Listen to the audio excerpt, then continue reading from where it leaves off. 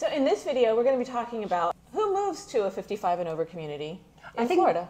I think that's a really good point because, you know, a lot of times people think that they're retirement communities. Right. While there may be retired people there, 55 plus means that many of the people are still working. They're volunteering, they're active, they're part of the community. So it's not necessarily a place to go and retire per se. Right. It is perfect. They are truly, and I guess this is a better word for it, they truly are active adult communities. Yeah, I've had some buyers sort of give me pushback who were of the age where they could be in a 55 and over community. And they've given me pushback. We don't want to look there because we don't want to be surrounded by old people. But when they were looking at houses, you know, the square footage that they wanted would lead them to like a 2-story home, but they didn't really want a 2-story home. And a lot of times the 55 and over community is more geared towards that typically single story homes, and the amenities that they were looking for were in the 55 and over community properties. But not everybody in a 55 and over community is even 55, right? Correct. Oh, absolutely. As a matter of fact, there's a rule here in Florida. It's an 80-20 rule where they can have up to 20% of the community be under the age of 55. The rule was designed initially for partners. Somebody in the house has to be 55, but perhaps the partner was under 55. If something were to happen and the one who's 55 and older passes, the partner doesn't lose their house. Or have to move out. Or have to move out, exactly. Right. So that's why the rule was designed. Now, when we're in new construction era, as long as the builder is holding the HOA, they often allow people who are not 55 to move in.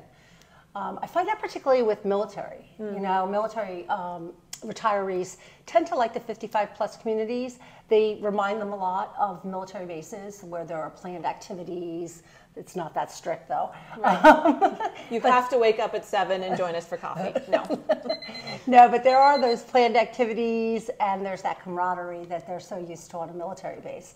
But anyway, so the builder will often allow people who may be 53, 54 to get new construction. But not always. Not always. You're absolutely right. And then once they turn that over to the HOA, they can make their own rules about how they're going to implement the 80-20 rule. But in order for a community to be a 55 and over community, I believe it is that at least 80% of the people there have to fit that 55 and over rule.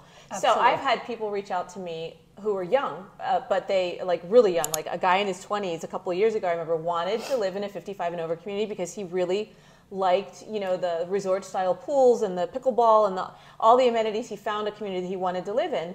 And he was telling me like, well, they have to take 20% of people that are under the age of 55. That is not the case in that particular community that he was interested in, would not allow him to buy there. Now his father could buy the house and he could live there for a certain amount of the year, but it didn't work out for him that way. So every community really is different, but you don't have to think that everybody around you is going to be significantly older than you if you are on the border of that 55, you know? Oh, absolutely. Absolutely. And not both partners have to be over 55 either. One can be younger, one can be older. Exactly, right? yeah. And I'm really excited that you brought up the thing about the child living there. I'm looking forward to going through some of those ideas on different videos because we want to go over who can stay in a 55 community in your house and for how long.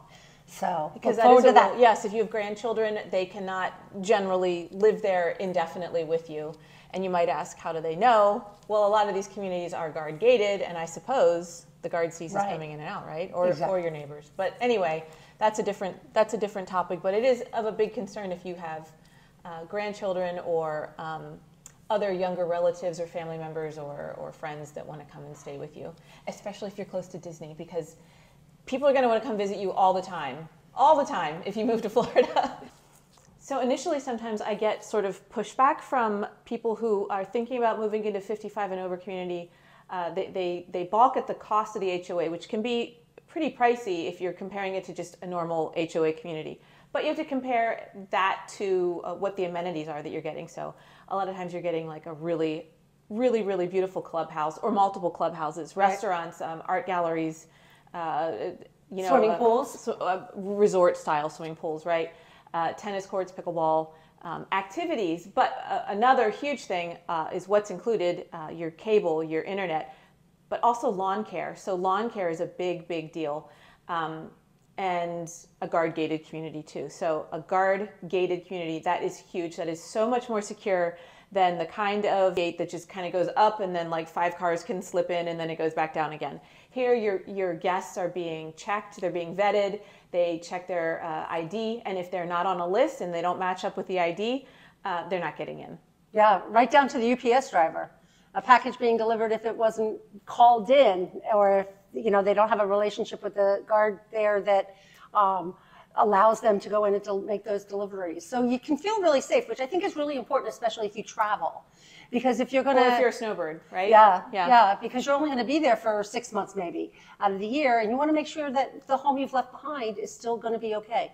Speaking of snowbirds, though, you brought up a very interesting point. I have not yet been to a 55-plus community that did not allow you to rent at least once a year. Okay. So that is a great way to offset some of that expense. Right. And you brought up something else that makes me think for our snowbirds, this is not a small point.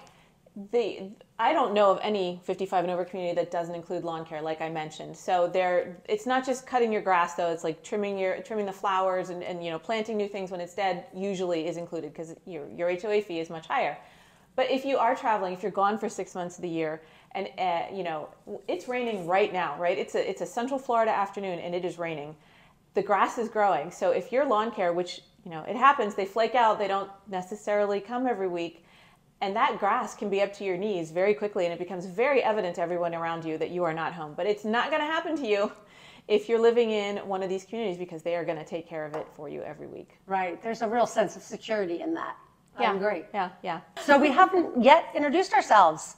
My name's Mariana Wartella. I work with LPT Realty. I've been a realtor here since 2007. And I'm Krista Tarns. I'm also with LPT Realty, licensed since 2009, and we would absolutely love to hear from you. Our contact information is always below this video. Please feel free to shoot us an email, and we can set up a time to talk. We also have a great Facebook page, Florida 55 Plus Guide, where we're going to share information. We're going to invite people who live in the communities to join and share their experiences with you. Absolutely. Yeah. So looking forward to this adventure going on together. Great. Thank you. Bye-bye.